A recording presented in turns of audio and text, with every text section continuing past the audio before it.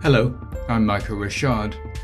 On April the 28th, 2025, this year, I was in Fiji and I almost died.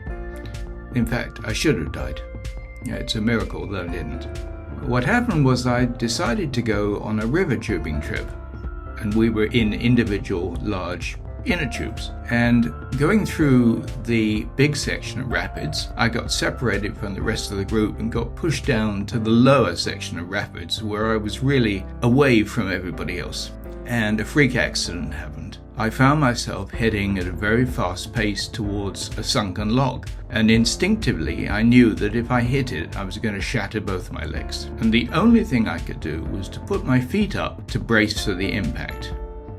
However, that was actually probably the worst of the two choices, because what happened was it flipped the tube and me completely upside down, and I found myself trapped under the sunken log, being blocked by A, the inner tube, and B, very strong current. And I'm not a very strong swimmer at the best of times. And I knew I was dead. I literally knew that my luck had run out. And as I was lying there, I wasn't panicking, I was just thinking, this is a really stupid way for me to die. And I've had a lot of close calls, but this time I thought my luck had run out. And I was saved by a miracle. Somebody obviously pulled me clear, but that really wasn't the miracle. The miracle was that the person who pulled me clear was a 16-year-old going on 17 boy from Australia called Ollie. And he saw me go under, he reacted instantly and dove off his tube into the water, and he swam through the current to get to me. So the miracle was that A, he saw me go under, B, he reacted instantly, and thirdly, he was a very, very strong swimmer. Because if he had not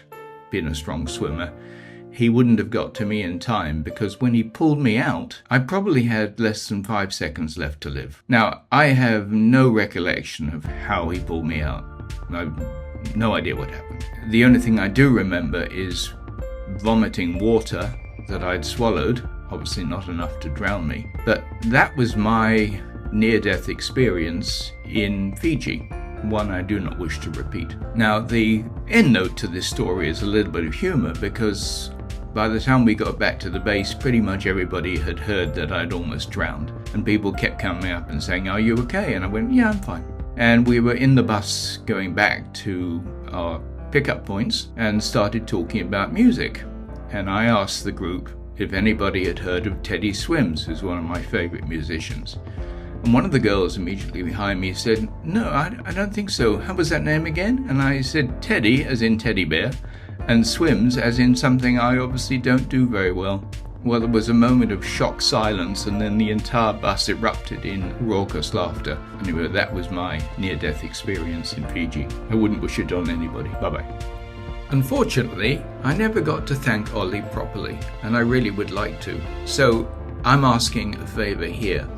If you have friends or family in Australia, perhaps you would be good enough to share this video with them in the hopes that Ollie will somehow see it.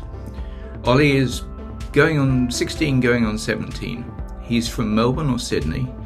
His father is from Spain.